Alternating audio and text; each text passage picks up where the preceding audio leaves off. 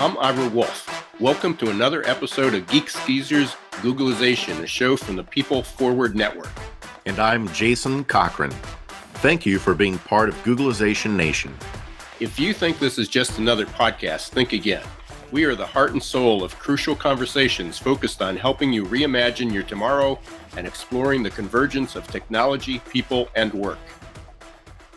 And on this episode, you are going to hear from Nikki Lewallen on the surprising power of community. Nikki is the founder and chief meaningful work officer of the PeopleForward Network. Her passion shines when it comes to building relationships and helping others find meaningful work. This has led to her extensive history of working alongside purpose-driven workplaces and helping them develop strategies that achieve their goals and grow revenue. And as an aspiring philanthropist, Nikki holds various nonprofit leadership roles that advance the causes closest to her heart. And Jason, you and our listeners might remember that just a few weeks ago, we heard from David Shar. He was our guest, a wonderful conversation. He shared a few words that still kind of resonate. They're bouncing around in my head to describe why community is so powerful, especially today, because we're in the third year of disruption, isolation for many people, and the pandemic ramifications are still evolving. We still don't know where everything is going, and yet the world is moving forward. So what's different in 2022 than before is that millions of people don't feel that they have not only control, but they don't have support. There's a lack of control and a lack of support that just converged. And you shared with me the other day an article from the Harvard magazine, and it seemed to put another nail in the coffin of getting back to normal. And it fits with what David said about this loss of control and this lack of support. It's not just jobs and work and flexible work that's driving a record number of resignations and spikes in burnout and mental illness, but loneliness. Yeah, that's exactly right, Ira. It's being called the loneliness pandemic by researchers. And in that magazine article from Harvard, they define loneliness as the gap between the social connections that you'd like to have and those you feel you actually experience. And in a national 2019 survey that was led by health insurer Cigna, they found at that time, again, this was pre-pandemic, that 61% of Americans reported feeling lonely, and its effects can be deadly. In fact, the heightened risk of mortality from loneliness equals that of smoking 15 cigarettes a day or being an alcoholic, and it exceeds the health risks that are associated with obesity. That's absolutely mind-boggling. And then we now are having emerging research that shows that loneliness can even cause harmful changes in our DNA expression, according to epigenetic studies. So, as you put it, the record number of quits isn't just due to jobs and work, but it's this low-grade fever of loneliness that many folks just can't shake. And it's a good reminder that loneliness isn't about being alone. It's about not feeling connected in the right ways. And I've just got 4 words for our listeners. You've heard me say this over and over again. We're going to repeat them. Future shock and never normal. These words really describe our new reality, our new normal. The shift hit everybody's plans just a few years ago. And our goal here on Geek Skeezers and Googleization is to help people move forward and grow, not be left behind. We couldn't have a better guide and leader in this space than Nikki Lewallen. Hey guys, I'm so excited to be here today. I love collaborating with you all. And one of my favorite topics. Well, you know, our conversations are always a whole lot of fun, Nikki, and we're so happy that you're here, and we're so happy that we're part of the PeopleForward Network, and we'll get into that toward the end of the show. But let's start out with, it seems that community, is what people are looking for, is that social interaction, not just going out and partying, because people can have a ton of friends, but still be lonely. Community seems to be that solution. So Nikki, how did you get started on this? Where did you start putting the pieces together? Where did your passion for building community come from? Sometimes you look back and you're like, wow, I just accidentally stumbled upon this. But I do believe that the good Lord put me on this path, but in an interesting way. I was one of those people in high school that wasn't real excited about career and, college and all of that. And I think it's because my viewpoint of work was I'd always seen my family live for the weekends and live for vacation. And so I had a therapist help me get clear on what was really important to me and do some testing and things. And we landed on me going down the path of becoming a mental health therapist and becoming a counselor to people as a way to help people.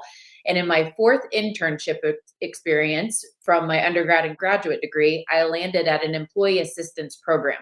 After the first three internships were just not a fit, but the EAP really helped me see like employers invest in services to help their people love work and be their whole self at work. I had just never even known that there were services like that or employers like that. And it really changed my understanding. And so landed in this EAP. It was my first job outside of college, and I was doing therapy. And the owner of the organization, there was about 30, 35 employees. I'd never been exposed to entrepreneurship or small business. And she said, have you ever taken like a DISC or a Myers-Briggs or anything? Because I think your skill set is sales. And at that time, all I knew was sales. I'm thinking like car sales or something. It wasn't a compliment. And I'm like, I went to school for all of this and you're saying sales. Well, what we found out was being at the EAP, my heart was in helping people find fulfillment in work, that space. And then we quickly found out that my skill set was in business development or like revenue generation or entrepreneurship. And it started to set me down this path. And I quickly learned the easiest way to start to apply the sales techniques I was learning was to meet friends that were also on a similar journey. So I started joining networking groups and I came to life. I felt like I was back in like sports teams. And it was like, how can we help each other to achieve goals? And then I stumbled upon Rainmakers, which then many years later became my business and has kind of set me on that trajectory. But that's how I got here. You know what's so interesting, Nikki, and this can be a whole other topic away from this, but the fact is having a career in mental health, helping other people, and sales, having that title of salesperson or mental health therapist is like oil and water, except it's not.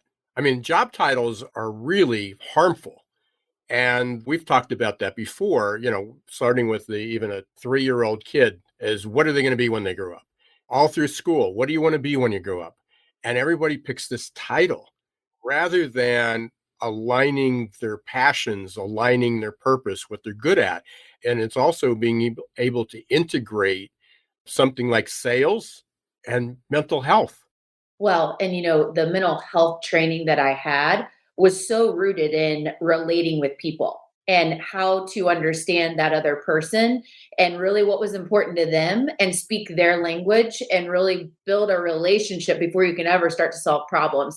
And that is sales. Like it's the same thing. And where I think the people have challenges with sales is they miss the relationship aspect and they're like, I'm Sandler trained. I know the 7 steps or whatever, however many there are.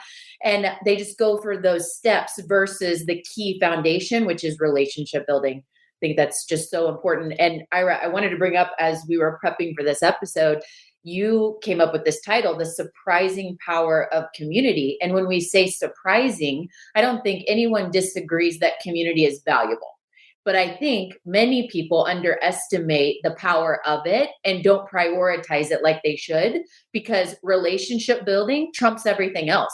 If you have amazing relationships with your people in your company, they could be 100% of your talent sourcing solution. There are companies out there that get 100% of their new recruits from their current, people, their employees. And you look at almost any business outcome, grow the business, new leads, through relationships, anything. And so I think the foundation is relationships is the number one skill set you can have. And then being involved in community is the core that builds systems for you to really make the most of that. And Nikki, you've done a tremendous job of building community within all of the organizations that you're a part of. What are some of the tips that you have that help leaders and organizations do a better job of creating those connections? Because so much of the loneliness that people are experiencing, a lot of it does have to do with work, where they're just putting the blinders on, they're showing up, they're punching in, they're punching out, and there's not truly a sense of community. So in your intro, you were sharing about experiencing the relationship or the social impact that is ideal for you. Like people are yearning for that. And I think you have to get clear on what does that mean for you as an individual first. What does an ideal relationship look like for you? You have to define that because it's different for everyone. And as you go out to start building relationships, we have to realize that we're only one person and we can only manage so many relationships. Yeah, there's a lot of tools out there to help us with staying in touch on social and email and all that. But when it comes to your core people in your life, you only have so much room for that. And so you have to start with understanding what is a meaningful, fulfilling relationship, one, and two, who are the most strategic people that I need to align with that I can most help, that we can both help each other. And so since going back to where I shared my trajectory for my profession shifted, it was in sales. I've always looked at that from what are my goals right now? And who are other people who share my goals? Those are the people, if I joined a community, let's say in my local, I'm in Indianapolis and I joined the local Indianapolis Rotary. There's, let's say 500 members in the Rotary. I would narrow that down based on other people in the membership that are working on similar goals to me. So if I was advancing in adding value to HR leaders, I'm going to find other people that they're working on that too, versus someone else that's working alongside facilities directors, or they're trying to advance in manufacturing or something. I'm going to look for people with shared goals because I know that I have assets there to be able to pour in and help them. And a huge key is being authentic in your relationship building and pouring into them first. Like, it's not like, oh, I'm pouring into them to get, but knowing that the first step is to make sure that you're pouring into those right people and building the relationship, but you're putting deposits before you're ever asking for anything. That's very foundational. Your title is Chief Officer of Meaningful Work. Everybody's searching for this meaningful work. People want flexibility in their lives, but that's a symptom of this, looking for being able to spend more time with their family, find work that's important to them. We have this great resignation going on. The Guardian just released a really interesting article, and they talk about the great resignation is going to turn into the great regret, because they surveyed 2,500 people who left their jobs to seek more meaningful work, more purposeful work, and 75% regret that decision. And it didn't hit me until just 5 minutes ago. People are leaving for this flexibility to be recognized, to an escape. Maybe they're just running away from their past job and now's a good time to do it, or they had an offer. Yet when they get there, they're still not finding that purpose, that meaning, or maybe they're really lonely because now the one thing that they had in their old job was they knew the people. It was familiarity. Even if they were working at home, they still knew who was on the Zoom call with them. They recognized the names. And now they're going into a new environment that is different for every organization. I don't care what organization you're in. The environment's different. People are still fumbling away, trying to find their way. They're still lost and maybe lonely. First thing that comes to mind is a tool I learned a few years ago. It's a Japanese tool called Ikigai. And I bet you guys have heard of it. And Ikigai is a reason for being. And it's really a core system or framework for you to understand what meaningful work, and you could probably apply it to anything, but I talk about meaningful work because I get referred at least 10 times a month, someone's neighbor, best friend, someone that is on a meaningful work journey. And they're like, could you talk to my friend just to kind of help them understand direction? And I always go back to Ikigai because it's a framework. You should Google image it. And it's really the center of your passion, your mission, your profession, and your vocation. So it's like what you're good at. So going back to my first boss, helping me to see that I was on a path that probably wasn't going to bring out the best in me because I wasn't using my best strengths, and help me with those assessment tools. So I always tell people, like, start that in high school. So you don't like get all the way through a grad degree to understand that. What are you good at? What do you love? What does the world need? And what can you be paid for? And the mix of all of that, the center of that is Ikigai. And so I think from where we're at right now with people mass exiting their roles, I think they're jumping the gun and not maybe taking time as much as we could be on really understanding that reason for being or that Ikigai, and then getting very clear on if I'm going to leave this, I need to have my sights set very clearly on where I'm going before taking that step. You had a good boss that painted you in the right direction. There's a lot of bosses that go, I'd love to do that. I have no idea how. I don't know how to help someone find their purpose. I'm sure there are a lot of listeners out there that are saying, how do I start? What do I even say to somebody other than, well, what are you really good at? What are you really interested in? And most people are going to go, I don't know. As with a lot of things, I like to start with what's worked. So if someone's stuck in sales, it's like, well, let's go back and reflect on what's worked, and then maybe we can build upon that. So I will typically ask someone, share with me an experience you had when you felt alive in the work that you were doing. And there's been times where someone will describe a volunteer position that they had for a weekend, and we build on that. And it was like, let's unpack that. And then have you ever done the exercise 5 whys, where someone says like the answer, their weekend job serving at the dog shelter. And then you ask why, and you ask why, and you ask why. And pretty soon they found the answer, and they said, there's just something about solving problems around a cause. And then you start to see that like nonprofit work is so important to them, and they've never been in that ever, except for the time that they did the weekend work. And so it's really a mix of, where have you felt alive in work at some point, or maybe you were inspired by someone else's role that you've been in contact with, and you saw that and it brought you alive just experiencing it, and build from there. And then really that 5 whys exercise to understand, here's the surface answer. Let's get to like, what is that core? And that really helps. The homework that I send people off with in almost every first session is to unpack Ikigai. Go into a quiet place, look at Ikigai, and just journal it out. And almost all the time, those answers come to you. There's a reason why people say, I get my best ideas in the shower, because that stuff's inside us. We just need the right questions to ask ourselves, and we need to be quiet, which most of us aren't. So true. Sometimes the reason those best answers do come in the shower is because we're relaxed. We're not thinking about anything else. And I think for so many of us, we don't realize how hurried and rushed we are because it's the normal. And then whenever you take it back a gear and you actually do some relaxation techniques or something, then you actually find out what true relaxation is and how it opens up your mind. I actually keep a journal next to my bed, because a lot of my best and most creative ideas happen in the middle of the night. And if I wake up, then I'll reach over and I'll jot those down. And if I don't do that, then typically I'll forget them. And so I think that's wonderful advice with the whys, the making sure that you're taking time for relaxation and meditation to really calm your mind and open up your mind and set the right energy in place to search and find those things, I think is critically important. And the Ikigai, for our listeners, just so you know, there's lots of videos that you can watch as well and find stuff on Google about this. It's spelled Ikigai.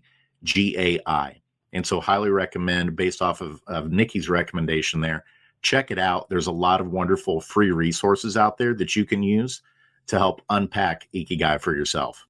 The other thing I was thinking about when we titled this, the surprising power of community, I think a couple things. Community is a built-in accountability system that I many times don't think that we recognize from the outside. But if we really sit and think about it, if you join a community at your gym, you've built yourself an accountability system to be regular as part of a group, to push yourself, to get inspired by other people. You want to show up and get better every time. And I think in almost every area, if you're going to join a leadership community, you are pushing yourself because of the other people around you that are peer support and this built-in like push to help you get better, which I think sometimes we underestimate. Maybe for you guys, you could share an example of a time that you were part of a group, and when you stopped that group, you started to fall off. Your progression and growth wasn't advancing nearly as much when you didn't have that. Oh, yeah, I've got one. It's a group I'm about to start. Literally 15 minutes before we went live today at my CrossFit gym, the owner said, hey, we're starting up an Olympic weightlifting class one night a week. Do you want to join? And I'm like, hey, sure. Why the heck not? I've never done Olympic weightlifting. Let's do it. Let me tell you, I would never do Olympic weightlifting on my own. So if I did not have the power of that community, where there's going to be 15 other people doing it, I wouldn't be showing up and doing something that's out of my comfort zone. Great example. I've always exercised, but I do it best when I go to a facility. And I have all the equipment. I've had every exercise machine. I've got bands, I got ropes, I got weights. Sold most of them because they're just sitting around collecting dust. But the fact is, walking in that door and somebody says, I haven't seen you for a while. It's accountability. Or I wanted to increase my flexibility. So with age and sitting around for 2 years, I was exercising, but I was doing cardio. I really wasn't doing flexibility. So I started with a personal trainer. Now it's like, I've got to work in between those days so I don't embarrass myself when I go back to the personal trainer. It's like, I'm paying her. She should be pushing me. And it's like, oh, I don't want to disappoint her. Yes, absolutely. And so that side is accountability. The other side of that example is you don't show up one time and you got people texting you. There's that component to the loneliness factor where you have people that expect you to be there and they're checking in on you. And so I think there's so much to say about being a member somewhere, being a community participant, because it is that built-in accountability. It is that helpful component to fighting loneliness because you're part of something greater and working on something alongside a group of people together. So much power in it. That's such an important point, Nikki, because the remote work push, unfortunately, there's been obviously positives to it. A lot of people wanted that flexibility. But the other side of it was be careful for what you ask for because you just might get it. A lot of folks started struggling with working from home because they didn't have the right supports in place. And one of the things they were reporting is starting to feel more invisible. And so do you have any specific recommendations or things you've seen or things you've done that help particularly organizations where more people are working from home, where they feel like people are checking in on them and so that they don't just slide into the background or feel invisible? A couple things come to mind. The first is I love Slack. I love it because you've got these subgroup channels that people are part of, and it breaks down an employer of thousands into small groups that sometimes is related to an initiative for work. But the key is to have these channels that are related to people's whole lives. So if someone loves to read, listen to podcasts, whatever, there's a channel for that. And people are setting gamified goals around the next book that they're all reading together and then sharing key takeaways and things like that. So I think Slack does a really good job. I also think that we can lead opportunities to build relationships in larger group meetings with breakout groups where we dedicate time to relationship building as part of the meetings that we have, let alone something I didn't mention was advocating for sharing your camera. I think that is huge. It sometimes overlooked when you're on camera there's a big difference in how you're connecting online. But then as a leader, if you're encouraging much more of a meeting format that is inclusive of people and gives people a voice, one way of doing that is putting those small group breakouts, and really the topics are whatever they are. The focus is, are we helping them to build relationships among each other versus hopping on, waiting for the meeting to start, just listening and popping off, just such a different experience. So I think we have to lead that as leaders. We have to think in every meeting we're going into, am I helping people that are joining to be participants and not just bystanders? As we're talking about community, and you articulated that so well, what I can imagine other people on the other side listening to this are thinking that, oh, we're doing that. We're really focused on culture fit, which is always this danger of we're going to hire people exactly like ourselves. And then it sort of breaks down. Culture fit doesn't seem to be the same as community. I would totally agree with that. When I think culture fit, I think the company core values need to hit you as an individual at your core. And you need to have examples of why those things matter to you in order for that to really be something that brings you to life at work. That's one side of it. The other side of it is the way we work at this organization has to feel in tune with how you work well. So if it's like an organization that isn't very tech centric, speed is kind of slow, but you're a pretty fast, high tech person, culture fit is just not there. It almost seems like culture fit is almost the building blocks, but it doesn't move. It's not active. It's not alive. Community's alive. Community is about having those relationships, those interactions, that accountability, where culture fit just seems to be this roadmap that people can follow.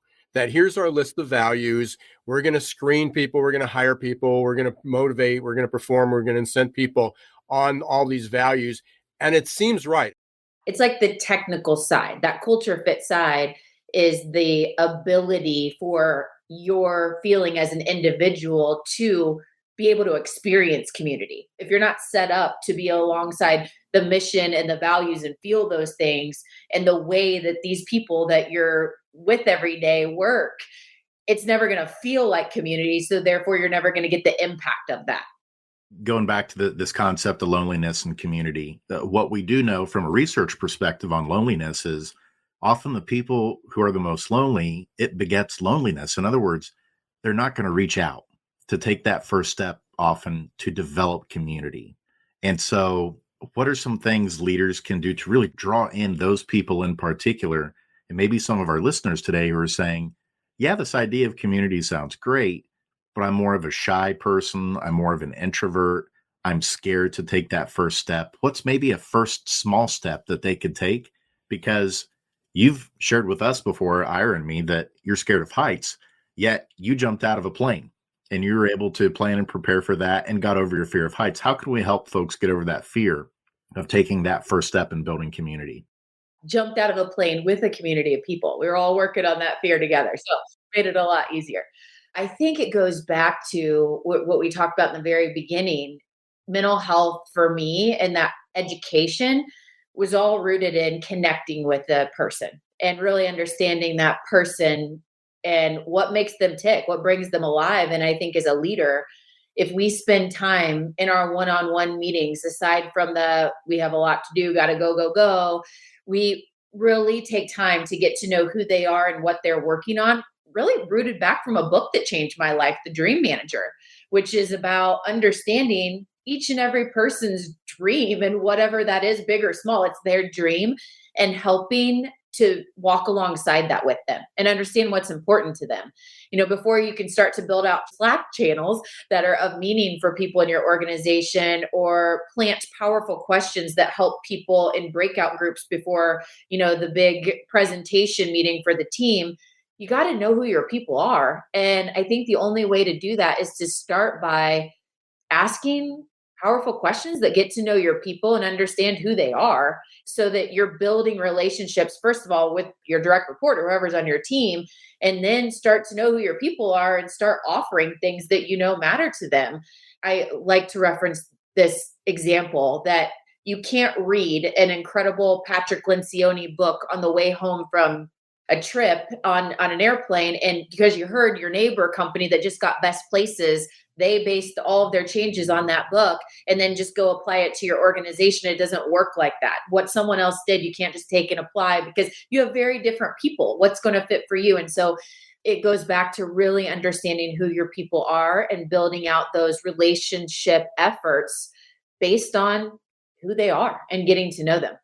We want to talk about PeopleForward Network because Jason and I are so excited. We're so happy to be part of your community that you are growing and developing.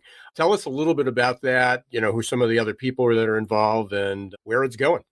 The PeopleForward Network really is an illustration of what I was sharing in the beginning about bringing people together that are on a shared journey. They're working on similar things. They have assets that could be of help to each other.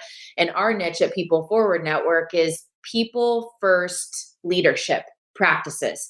And everyone within our community, be it thought leaders, authors, speakers, podcasters, or service providers like products that help advance appreciation at work or employee engagement, or services like amazing employee benefits that we need today, or tech-enabled solutions to build engaging workplaces that are remote, or employers that just want to scream from the rooftops like Starbucks that they are not in the coffee business, they're in the people business serving coffee, right? And so we are a community of all of these brands and thought leaders that help each other advance our business efforts together. And it's been awesome to work with you all. We're rooted in podcasts. So we started because of my show, Gut Plus Science, being really a mentoring platform. It started as CEOs mentoring other CEOs on what's worked and their failures, and using the podcast medium to share with other CEOs what they've done and what they've learned to help shortcut. I believe so much in mentoring. Like, why repeat someone's failure if we can learn from someone else?